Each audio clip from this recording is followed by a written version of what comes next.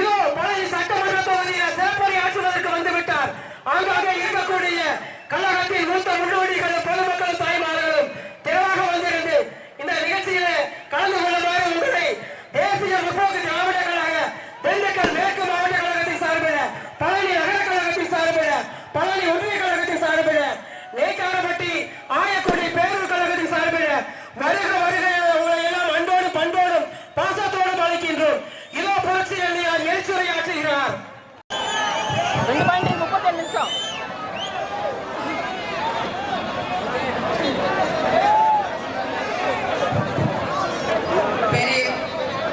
பெரியோர்களே, தாய்மார்களே, தேசிய முற்போக்கு திராவிட கழகத்தினுடைய நிறுவன தலைவர், நமது அன்பு தலைவர், புரட்சி கலைஞர், உங்கள் வீட்டு பிள்ளை கருப்பு எம்ஜிஆர், நமது இதய தெய்வம், நமது கேப்டன் அவர்களை வணங்கி பழனியில இருக்கின்ற நமது தண்டாயுதபாணியார் முருகருக்கு அரோகரா சொல்லி, முருகருக்கு அரோகரா, முருகருக்கு அரோகா என்று சொல்லி முருகரை வேண்டி இன்றைக்கு தமிழக திராவிட கழகத்தினுடைய சார்பாக உள்ளம் தேடி இல்லம் நாடி மற்றும் மக்களை தேடி மக்கள் தலைவர் ரத யாத்திரையின் மூலம் அனைத்து தொகுதிகளுக்கும் நேரடியாக வந்து என் உயிரினும் மேலான அன்பு கழக உடன்பிறப்புகளை காண்பதிலே உண்மையில் நான் மகிழ்ச்சி அடைகிறேன். நமது மாவட்ட கழக செயலாளர் அவர்களுக்கும், சிவகுமார் அவர்களுக்கும், திருமுருகன் அவர்களுக்கும், நமது ஒன்றிய நகர பேரூர் கழக கிளை கழக நிர்வாகிகளுக்கும், மகளிர் அணி சகோதரிகளுக்கும், பத்திரிகை நண்பர்களுக்கும், காவல்துறையினருக்கும், என்னுடைய தொண்டர்களாகிய உங்கள் அனைவருக்கும் கேப்டன் அவர்களை தெய்வமாக நினைத்து கேப்டனையே உயிர் மூச்சாக கொண்டுள்ள என் உயிரினும் மேலான என் அன்பு கழக உடன்பிறப்புகளே, உங்கள் அனைவருக்கும் என் பணிவான வணக்கத்தை தெரிவித்துக் கொள்கிறேன். இன்றைக்கு பழனியிலே உங்களை எல்லாரையும் காண்பதில் உண்மையில் மகிழ்ச்சி அடைகிறேன். பழனிக்கு நான் எத்தனையோ முறை வந்திருக்கிறேன். போன முறை கூட கேப்டனுடைய சகோதரர் மயில் சுவாமி அவர்களுடைய பிள்ளைகளுக்கு காது குத்து நடந்த பொழுது பழனி ஆண்டவர் அருளால் இங்க வந்த, அதே போல இன்னைக்கு நடக்கின்ற இன்னைக்கு இங்க நடக்கிற இந்த கூட்டத்திலே பங்கேற்க வந்திருக்கும் என் அன்பு சகோதர சகோதரிகளுக்கும், என்னுடன் சென்னையில் இருந்து வந்து கலந்து கொண்டிருக்கும் கழகத்தின் பொருளாளர் LK சுதீஷ் அவர்களுக்கும், என் நிர்வாகிகள் தொண்டர்கள் எல்லாருக்கும் நமது தலைவர் சார்பாக, தேசிய முற்போக்கு திராவிட கழகத்தின் சார்பாக என் பணிவான வணக்கங்களை தெரிவித்துக் கொண்டு என்னுடைய உரையை தொடங்குகிறேன். எல்லாரும் நல்லா இருக்கீங்களா? எல்லாரும் நல்லா இருக்கீங்களா?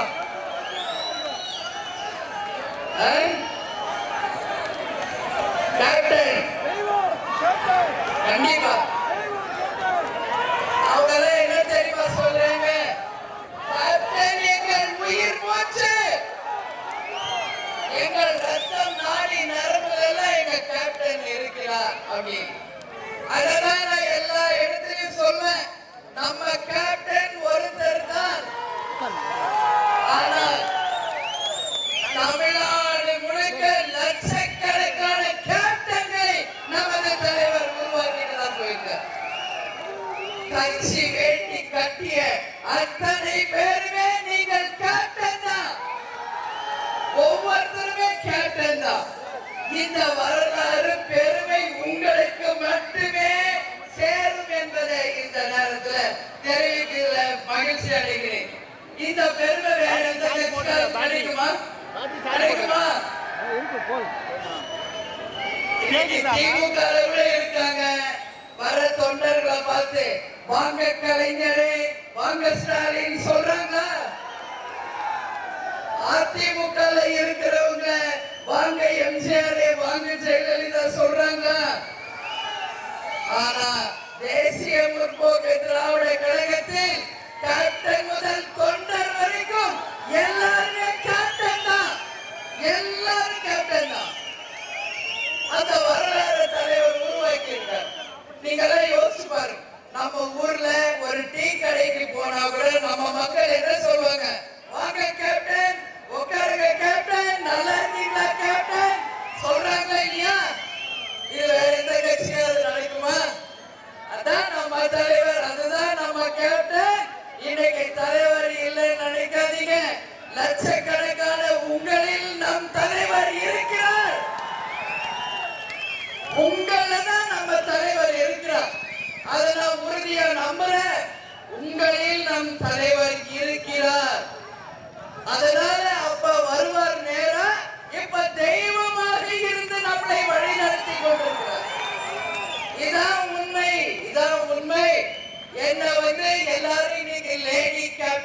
சொல்றாங்க. நான் லேடி கேப்டன்னா மஞ்சள் சாரி கட்ட அத்தனை பேருமே லேடி கேப்டன். அதனால நம்ம தலைவருடைய அரசியல் வரலாறுக்கு இணையாக யாரையுமே நம்ம சொல்ல முடியாது. அதனால எங்கள் கழக தொண்டர்களை இன்னைக்கு சந்திச்சதில் உண்மையில் மகிழ்ச்சி. இப்ப வருகின்ற 2026 தேர்தல் தேசிய முற்போக்கு திராவிட கழகத்திற்கு மிக மிக முக்கியமான தேர்தல். மைண்ட்ல நல்ல ஸ்ட்ராங்கா பதிய வச்சிடணும். ஏன்னா இப்படியே நம்ம இருக்க முடியாது.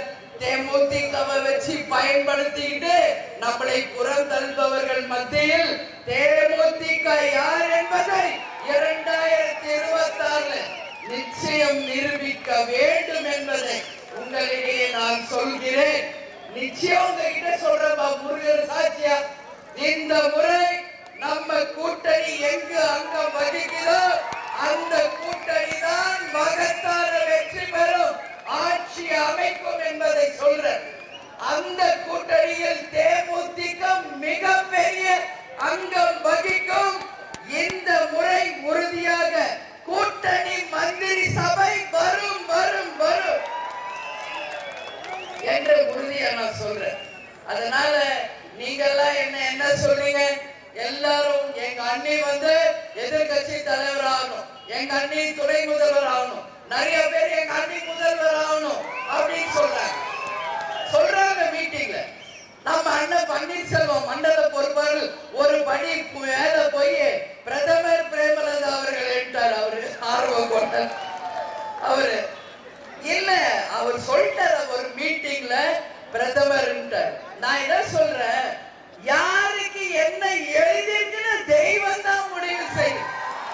நம்ம கிட்ட ஒண்ணுமே கிடையாது. நமக்கு என்ன ஆசை, தெய்வமும் மக்களும் நினைச்சிட்டா அதை தடுக்கிற சக்தி இங்க யாருக்குமே இல்லை என்பதை நிச்சயம் காலங்கள் நமக்கு நிரூபிக்கும் என்பதை மட்டும் இந்த நேரத்துல நான் சொல்றேன். அதனால வரப்போக தேர்தலுக்கு தயாராக இருக்கணும். 2026 தேர்தல் தேமுதிகவுக்கு முக்கியம். டிசம்பர் 28 நம்ம தலைவருடைய 2வது குரு பூஜை. அந்த குரு பூஜையில நீங்க கலந்துக்கணும்.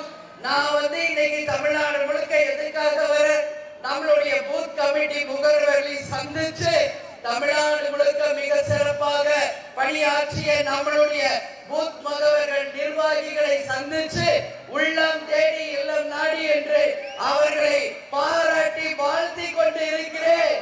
இன்னைக்கு திமுக அதிமுக 2 தான் தமிழ்நாட்டில் ஒன்னு ஆட்சியாளர்கள் இல்லை எதிரில் இருக்கிறார்.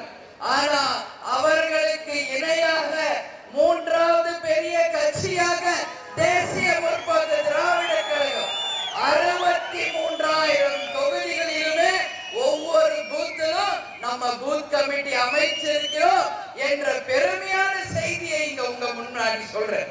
63,000 பூத்திலையும் தேமுதிக பூத் கமிட்டி அமைத்து விட்டது. அந்த பெருமை நம்மளுடைய நிர்வாகிகள் தொண்டர்களாகிய உங்களை தான் சேரும். இன்னைக்கு நிறைய பேருக்கு இன்னைக்கு பூத்தே இல்ல தமிழ்நாட்டில். இதுதான் உண்மை நிலை. இன்னைக்கு ஆட்சியாளர்கள் மட்டும் இல்ல, ஆண்ட கட்சியும் ஆளும் கட்சிக்கும் இணையா ஒரு கட்சி தமிழ்நாட்டில் இருக்குன்னா அது தேமுதிக மட்டும்தான். இன்னைக்கு கலெக்டர்கள் எல்லாருமே ஒவ்வொரு மாவட்ட ஆட்சி தலைவர்கள் சொல்றாங்க, இந்த கட்சி சாதாரண கட்சி இல்லை, அவர்களுக்கு இணையாக அனைத்து தொகுதிகளிலும் பூத் அமைச்சு PL2 வாங்கின ஒரே கட்சி தேமுதிக என்று நம்ம கலெக்டர் பாராட்டுறார். கேப்டன் மறைஞ்சிட்டாரு, இனிமேல தேமுதிக அவ்வளவுதான் என்று சொன்னவர்கள் அத்தனை பேரும் இன்னைக்கு வாயடத்தி போயிருக்கிறாங்க. என்னப்பா இது கட்சி இப்படி இருக்குது அப்படின்னு அத்தனை பேரும் இது வாயடைச்சு போயிருக்காங்கன்னா என் வார்த்தை மிக இல்லை. இந்த வெற்றிக்கு யார் காரணம்?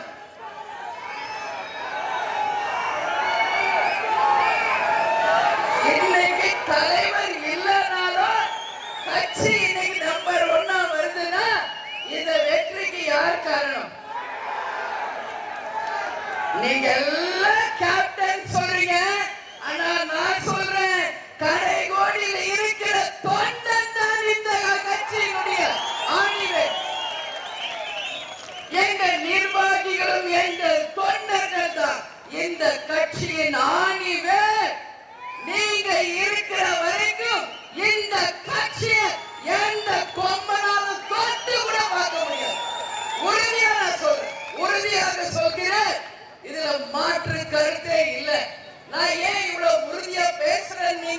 பேசிக்கலாம்.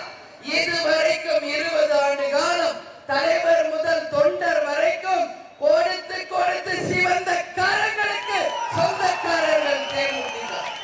மத்த கட்சி மாதிரி கிடையாது. இந்த மாதிரி மீட்டிங் எடுத்தா இங்க எத்தனை கடை இருக்குதோ நோட்டு காமிச்சு வசூல் பண்றது, கட்ட பஞ்சாயத்து பண்றது யாராவது பண்ணீங்களா? தலைவரும் தான் சொந்தமா சம்பாதிச்ச காசு வாழ்ந்த காலம் மக்களுக்காகவே கொடுத்துட்டு போங்க. அன்னதான பிரபு என்று பெயர் பெற்ற ஒரே ஒருவர் கேப்டன் தான்.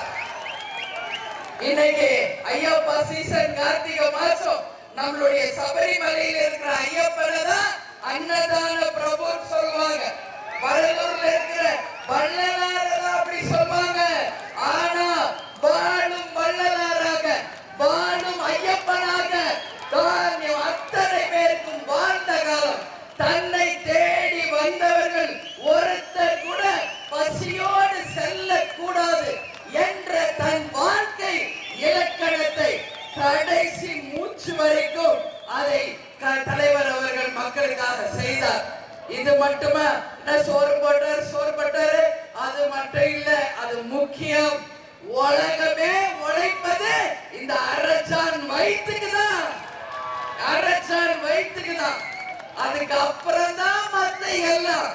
இதை தலைவர் தெளிவாக தெரிந்து கொண்டனாலதான் அந்த அன்னத்துக்கு முதல் முக்கியத்துவம் கொடுத்தார். அத்தனை பேருக்கும் அவர் ரைஸ் மில்ல ஆரம்பிச்ச அந்த பழக்கம் நடிகராக ஆகி தலைவராகி தன்னுடைய இறுதி மூச்சு வரைக்கும் மக்களுக்காக உழைத்தவர், அன்னதானம் செய்தவர். அதை அப்படியே இன்றைக்கு நாம தேமுதிக சார்பா தினந்தோறும் கேப்டன் ஆலயத்திற்கு வருபவர் அத்தனை பேரும், அது 4000 பேர், 5000 பேர், 7000 பேர், எத்தனை பேர் வந்தாலும் வந்தவர்களை பசியாற்றும் ஒரே ஆலயம் கேப்டன் ஆலயம். இன்னைக்கு எத்தனையோ கட்சி இருக்கு, ஆட்சியாளர்கள், அமைச்சர்கள் கோடி கோடியா கொள்ளடிச்சிட்டு இருக்காங்க. யாராவது ஒரு 10 பேர் சாப்பாடு போட்டுருப்பாங்களா? ஒரு 10 பேருக்கு யோசிச்சு பாரு. யாராவது ஒரு 100 பேருக்கு யாராவது சோறு போடுவாங்க? புரட்சி தலைவர் எம்ஜிஆர் போட்டார். அதுக்கப்புறம் புரட்சி கலைஞர் கேப்டன் மட்டும்தான் போட்டார். அரசு நிதியில செய்யறத யார் வேணாலும் செய்யலாம், நீங்களும் செய்யலாம், அவங்களும் செய்யலாம். ஏன்னா கவர்மெண்ட் மணி. ஆனா வியர்வை சிந்தி சொந்த காசுல கடைசி வரைக்கும் என் மக்களே மக்களே மக்களே என்று மக்களுக்காக வாழ்ந்த ஒரு புனிதர் கேப்டன். என் மக்களை தங்க தட்டில் வைத்து தாளாட்டுவேன் என்று சொன்னவர். வறுமை கோட்டிற்கு கீழ் மக்கள் இல்லை என்ற நிலை, அனைவருக்கும் இருக்க இருப்பிடம், குடிக்க தண்ணீர், உடுத்த உடை, மருத்துவத்தையும் கல்வியையும் இலவசமாக்குவேன் என்று சொன்ன ஒரே உத்தமர் நமது கேப்டன் அவர்கள். இன்னைக்கு மருத்துவம் இலவசமா எங்கேயாவது கிடைக்குதா? கல்வி எங்கேயாவது இலவசமா கிடைக்குதா? எதுவுமே கிடையாது. ஒண்ணு மட்டும் இலவசம். என்ன? தேர்தல் நேரம் வந்தா சாராயம் கூட யார் ஓசியில கொடுக்குறா? தேர்தல் நேரம் வந்தா ஓட்டுக்கு காசு கொடுப்பாங்க. அது ஒண்ணுதான். அதுவும் எதுக்கு? 500 ரூபாய் கொடுத்துட்டு 5 வருஷம் உங்ககிட்ட இருந்து திருடுறதுக்கு தானே ஒழிய வேற எதுக்குமே கிடையாது. ஆனா இங்க இத்தனை பேர் நிக்கிறீங்க, தெரியல. உங்க யாருக்காவது ஒரு 100 ரூபாய் யாராவது கொடுத்திருப்பாங்களா? சோறு கொடுத்தாங்களா? பீரு கொடுத்தாங்களா? 100 சோறு பீருக்கு அப்பாற்பட்ட கேப்டன் என்கின்ற ஒரு உண்மையான கூட்டம் தான் நமது தேசிய முற்போக்கு திராவிட கழகம். இன்னைக்கு நான் வழி நெடுக்க பார்த்துக்கிட்டு வரேன். நீங்க கட்டின டியூப் லைட்டுகளும், போக்கஸ் லைட்டும், பேனர்களும், கொடிகளும் ஆளுங்கட்சியவே ஆட்டம் காண வச்சிருக்கிறது என்றால் என் வார்த்தை மிக இல்லை. இதான் உண்மை. சொந்த உழைப்புல வேர்வை சிந்தி சம்பாதிச்ச காசுல இந்த பேனர்களை வச்சிருக்கீங்களே, எங்களுடைய கழக தொண்டர்களே, தலைவர் சார்பாக hats off to you. Hats off, hats off. சொந்த உழைப்பு பாரு. ஆரம்பிச்சு 21வது வருஷத்துல இருக்கோம். இன்னைக்கும் சளைக்காம உழைக்கிறீங்கன்னா இதுதான் கேப்டன் மீது நீங்க கொண்ட பாசம், அன்பு எல்லாம். தலைவர் என்ற அடிக்கடி வீட்டுல சொல்வார், நான் கொடுத்து வச்சுவேன், ரொம்ப ரொம்ப கொடுத்து வச்சுவேன். ஏன் அப்படி சொல்றீங்க? எனக்கு கிடைச்ச உண்மையான தொண்டர்கள் எனக்கு இருக்கிற வரைக்கும் ஒண்ணும் யாரும் பண்ண முடியாது. தலைவர் உண்மையா உங்களை நேசிச்சாரு, நீங்க தலைவரை உண்மையாக நேசிச்சீங்க. அதனாலதான் இன்னைக்கு இலங்கை வாழ் தமிழ் மக்கள் தலைவருக்கு அன்பு பரிசாக ரதத்தை கொடுத்திருக்காங்க, ரத யாத்திரை. அதனாலதான் இன்னைக்கு தமிழ்நாடு முழுக்க நாம தலைவரை கூப்பிட்டு வர்றோம். தலைவர் இல்லாம நம்ம எங்கேயும் போனதில்லை. அதனாலதான் இலங்கை வாழ் தமிழர்கள் தலைவருக்கு கொடுத்த அந்த ரதத்தின் மூலம் தமிழ்நாடு முழுக்க ரத யாத்திரை வந்து கொண்டு இருக்கிறோம். இது ஒரு வரலாறுன்னா நீங்க மறந்துடாது. இது ஒரு தரலாறு.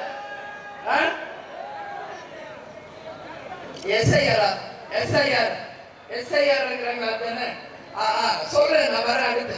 இப்ப அவர் கேட்கிறார், ஓட்டு திருட்டுன்றாங்க, அது என்னன்னு சொல்றேன். அது என்னன்னு புரிஞ்சுக்கங்க. அடுத்த சப்ஜெக்ட்ல நானே பேசியிருப்பேன். எஸ்ஐஆர் அப்படின்னா நம்மளுடைய வாக்கு இருக்கு இல்லையா, ஒவ்வொருத்தருக்கும் அது லிஸ்ட்ல இருந்து எடுக்கப்பட்டு திருடப்பட்டு அந்த வாக்குகளை ஆட்சியாளர்கள் தங்கள் பயன்பாட்டிற்கு பயன்படுத்துவதாக ஒரு குற்றச்சாட்டு எழுதியிருக்கிறது. ஆனா உங்ககிட்ட நான் சொல்றேன், இங்க இருக்கிற ஒவ்வொருத்தருக்குமே வாக்குச்சீட்டு இருக்குல்ல, எல்லாருக்கும் இருக்குல்ல. நீங்க அதை எடுத்து கொண்டு போய் உங்க வாக்கு அந்த பூத்துல இருக்கா என்று உறுதி செய்து விடுங்கள். இன்னைக்கு நீங்க மட்டும் இல்ல, உங்க குடும்பத்தாரும் அதை உறுதி செய்ய வேண்டும். நாம உறுதி செய்து விட்டால் நம்ம வாக்கை திருடும் உரிமை இந்த யாருக்குமே கிடையாது. அப்படி திருடவும் முடியாது. அப்படி திருடப்பட்டால் வழக்கு பதியப்படும். யார் திருடினாங்களோ அந்த கட்சி நிச்சயமாக அங்கீகாரம் ரத்து செய்யப்படும் என்பதை உறுதியாக உங்ககிட்ட சொல்றேன். ஏன்னா இந்த ஜனநாயக நாடு ஒவ்வொருவருக்குமே ஓட்டு போட உரிமை இருக்கு. அதை திருடுறாங்கன்னா என்னையாது? நாட்டை திருடுனீங்க, காட்டை திருடுனீங்க, மண்ணை திருடுனீங்க, காத்தை திருடுனீங்க, உலகத்தையே திருடுனீங்க. அந்த மக்களுக்கு இருக்கின்ற ஒரே உரிமை ஓட்டு. அதையும் திருடுறீங்கன்னா இதை விட ஒரு மானக்கேடு என்ன இருக்கு? மானக்கேடு இது விட ஒரு மானக்கேடு இல்லை. அப்படி யாரும் உங்களை செய்ய முடியாது என்பதை உறுதியா சொல்றேன். எனவே நீங்களும் குடும்பத்தாரும் போய் அவங்க வாக்குகளை அவங்க பூத்துல இப்பவே உறுதி செய்து அந்த லிஸ்ட்ல உங்க பேர் இருக்கா அப்படின்னு செக் பண்ணுங்க அப்படின்னு நான் சொல்றேன். அதே மாதிரி வெகு விரைவில் தமிழ்நாடு முழுக்க தேர்தல் வெகு விரைவில் வரப்போகிறது. எல்லாரும் உறுதியா இருங்க. நீங்க என்னை துணை முதல்வர் ஆகணும், முதல்வர் ஆகணும். ஆனா என்னுடைய விருப்பம் இங்க இருக்கிற நீங்க எல்லாம் எம்எல்ஏவாக ஆகணும். உள்ளாட்சி தேர்தலில் வெற்றி பெற்று நீங்க எல்லாம் கவுன்சிலராக வரணும், வைஸ் சேர்மனா வரணும், சேர்மனா வரணும்ன்றதுதான் எங்களுடைய விருப்பம். தலைவருடைய விருப்பமும் அதுதானே பெருமையோடு இங்க சொல்றேன். நம்ம ஜெயிச்சு வரும் பொழுது நமது பழனிக்கு நாம என்னெல்லாம் செய்ய வேண்டும் என்று மக்கள் தங்களுடைய கோரிக்கைகளை கொடுத்திருக்காங்க. அதுல கொடைக்கானல்ல நிறைய கொடுத்திருக்காங்க. மேல்மலையில குறிப்பா இங்க மன்னனூர் பகுதியில சுத்திகரிக்கப்படாம இருக்கு, அதை சுத்திகரிக்கப்படணும். காட்டு விலங்குகள் தொந்தரவில இருந்து மக்களை காக்கணும்.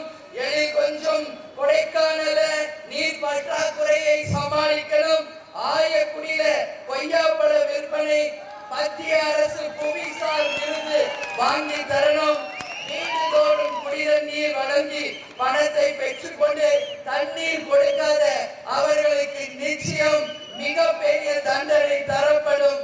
அதே போல பாலசமுத்திரம் பேரூராட்சி நெல் கொள்முதல் நிலையம் அமைக்கப்படும், உறுதியாக அமைக்க அமைக்கப்படும் என்று முக்கியமான வாக்குறுதிகளை உங்களிடத்திலே நான் தெரிவித்துக் கொள்கிறேன்.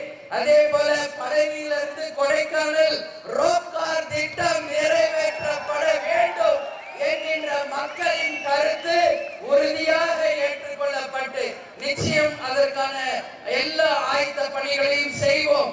கொடைக்கானலில் 24 தொகுதிகளில் எந்த திட்டமும் நிறைவேற்றப்படவில்லை என்று மக்கள் தங்கள் கருத்துக்களை சொல்லியிருக்காங்க. எந்த திட்டம் எல்லாம் நிறைவேறவில்லையோ அதை அத்தனையும் தேமுதிக அங்கம் வகிக்கும் கூட்டணி உறுதியாக செய்யும். கொடைக்கானல் சாலைகள் அனைத்தும் சீரில்லாமல் குண்டும் குழியுமாக இருக்கிறது. அந்த சாலைகள் சரிய செய்யப்படும். கொடைக்கானல் டு மூணார் சாலை போக்குவரத்து இதுவரைக்கும் அமைக்கப்படவில்லை. அந்த சாலை உடனடியாக அமைத்து தர மக்கள் சார்பாக நம்மளுடைய தமிழக அரசுக்கு நாங்கள் வேண்டுகோள் வைக்கிறோம். இல்லை என்றால் 2026 தேர்தலில் தேமுதிக அங்கம் வகிக்கும் கூட்டணி மகத்தான வெற்றி பெறும். அந்த வெற்றியோடு மக்கள் திட்டங்களை நாங்கள் முன்னிருந்து நிறைவேற்றுவோம் என்று இந்த நேரத்தில் உங்களுக்கு நான் உறுதியாக சொல்றேன். அன்னிங்க இவ்வளவு ஸ்ட்ராங்கா பேசுறாங்க நீங்க நினைக்கலாம். யாருடைய மனைவி நான்? தைரியத்துக்குள்ளேயே வாழ்ந்து தைரியத்துக்குள்ளேயே இருந்து தைரியத்தையே பார்த்தவ உங்க அண்ணி. அதனால உங்க அண்ணியா மட்டும் என்ன நினைக்காதீங்க, இனிமே உங்க அம்மாவும் நான் தான். ஒரு அம்மாக்கு 10 குழந்தைங்க இருந்தா அம்மா எப்படி சரிசமமா தான் பார்ப்பாங்க, ஓர வச்சனையா பார்க்க மாட்டாங்க எந்த அம்மாவும். அதேதான் உங்க அம்மாவும். எனக்கு நீங்க அனைவரும் ஒண்ணுதான். நீ பெருசு நான் பெருசு கிடையாது. என் பிள்ளைங்க நீங்க எல்லாருக்கும் சம வாய்ப்பு, சம நீதி, சம உரிமை தரப்படும் என்பதை மட்டும் மனசுல வைத்துக் கொள்ளுங்கள். உறுதியாக சொல்கிறேன். அதனால இந்த தேர்தல் முக்கியம். எனவே நீங்கள் அனைவரும் தீர்மானமாக வாக்குகளை சரிபார்த்து தேர்தலுக்கு தயாராக இருங்கள். அதே மாதிரி பூத் கமிட்டி அமைத்து கொடுத்த எங்களுடைய நிர்வாகிகள் அனைவருக்கும் தேமுதிக சார்பாக வாழ்த்துக்களை தெரிவித்துக் கொள்கிறேன். சரித்திர சாதனையை நீங்கள் படைத்திருக்கிறீர்கள். உங்களுக்கு மனப்பூர்வமான வாழ்த்துக்கள். அதே போல கடலூர்ல நடக்கின்ற மாநாடு மறந்துடாதீங்க. ஜனவரி 9ஆம் தேதி கடலூரில் நடக்கின்ற மாநாடு தமிழ்நாடுல இந்தியாவில உலகமே திரும்பி பார்க்கும் ஒரு மாநாடாக, மிகப்பெரிய வெற்றி மாநாடாக அமைத்து தர வேண்டியது நம் ஒவ்வொருவருடைய கடமை. நீங்க யூடியூப் பார்ப்பீங்கல்ல, நம்ம யூடியூப் ஓபன் பண்ணுங்க. தமிழக வரலாற்றில் எந்தெந்த மாநாடுகள் 1 to 2 1ல இருந்து 10 பாருங்க. டாப் 10 மாநாடுகள் தமிழ்நாட்டில் பாருங்க. நீங்க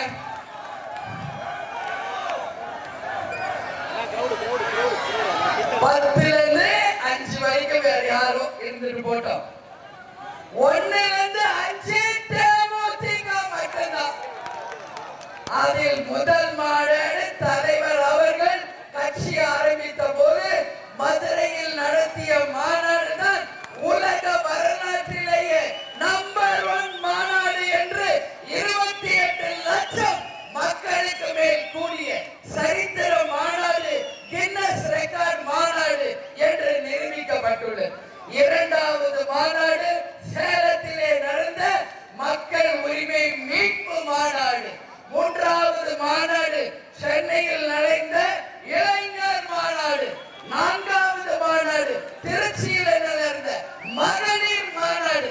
5வது மாநாடு விழுப்புரத்திலே நடந்த மாநாடு என்று தேமுதிகவுக்கு என்று தனி வரலாறு உண்டு, தனி சரித்திரம் உண்டு, தனியான ஒரு வெற்றி உண்டு என்பதை நாம் ஏற்கனவே நிரூபிச்சிருக்கோம். நம்ம தலைவர் இல்லாம நடக்கின்ற முதல் மாநாடு. 10 வருஷம் நம்ம மாநாடை நடத்தல. நல்லா புரிஞ்சுக்கணும். ஏன் நடத்தல? நம்ம தலைவரை கவனிப்பதிலேயே முழு மூச்சா 10 வருஷம் தலைவர் தான் முக்கியம் இருந்ததுனால வேற எதுலயும் கான்சென்ட்ரேட் பண்ண முடியல, கவனம் செலுத்தாதனால நம்மளால மாநாடு நடத்த முடியல. இப்போ தலைவர் ஆசீர்வாதத்தோடு 16ஆம் தேதி நம்மளுடைய கடலூர்ல கால்கோள் விழா மிக பிரம்மாண்டமாக நடந்தேறியுள்ளது. இன்னைக்கு அமாவாசை நல்ல நாள்ல சொல்றேன், மீண்டும் கின்னஸ் ரெக்கார்ட் தேமுதிக மாநாட்டிலே நிரூபிக்கும். அந்த வெற்றி உங்களுடைய வெற்றி, அந்த வெற்றி தேமுதிகவின் வெற்றி என்பதை உறுதியாக நான் சொல்கிறேன். அந்த வெற்றி தான் 2026 தேர்தலின் வெற்றிக்கான அச்சாரம் என்பதை நீங்கள் அனைவரும் புரிந்து கொள்ள வேண்டும். எல்லாரும் வருவீங்கல்ல? மாநாடுக்கு எல்லாம் வருவீங்கல்ல? வருவோம். எனக்கு தலைவர் கூட இருந்த ஞாபகம், எனக்கு மதுரையில தலைவர் கூட 2005 இருக்க நைட்டு 12 மணிக்கு காவல் அதிகாரிகள் வராங்க தலைவரை பார்க்க. என்ன நேரத்துக்கு வரீங்கன்னு தலைவர் கேட்கல. அப்ப சொல்றாங்க, 8 திக்கும் தேமுதிக கொடி போட்ட லட்சக்கணக்கான வாகனங்கள் மதுரையை நோக்கி வந்து கொண்டிருக்கிறது. எப்படி? லட்சக்கணக்கான வாகனங்கள் மதுரையை நோக்கி வந்து கொண்டிருக்கிறது என்று அன்னைக்கு காவல்துறை அதிகாரிகள் தலைவர்கிட்ட சொல்றப்ப நான் பக்கத்துல தான் இருந்தேன். அந்த மாதிரி ஒரு பெருமைக்குரிய நாள் அந்த நாள். சரி, தலைவர் எத்தனை மணிக்கு வந்தார் மாநாட்டு தடலுக்கு? அன்னைக்கு எத்தனை மணிக்கு தலைவர் வந்தார்? காலையில 7 மணிக்கு தலைவர் வர்றார். அப்பயே லட்சக்கணக்கான கூட்டம் காலையில 7 மணிக்கு எம்ஜிஆர் வாகனத்துல நின்னு புறாவை பறக்க விட்டு 100 அடியில நம்ம கொடி கம்பத்தை தலைவர் அவர்கள் ஏற்றி ஒரு சரித்திரத்தை உருவாக்கினார். ஒரு சின்ன அசம்பாவிதம் நடந்திருக்கா யோசிச்சு பாரு. இன்னைக்கு யாரோ வர்றாங்க, கூட்டம் வந்தா 41 பேர் செத்துட்டாங்கன்றாங்க.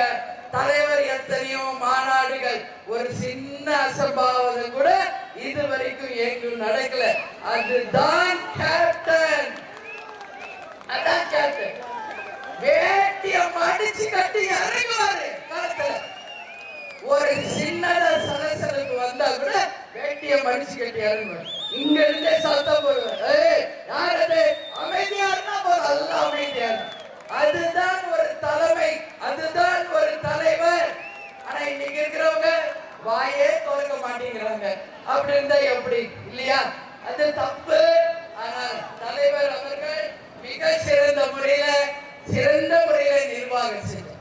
நடிகர் சங்க தலைவரா எப்படி இருந்தாரு? சிறந்த முறையில செய்தார்.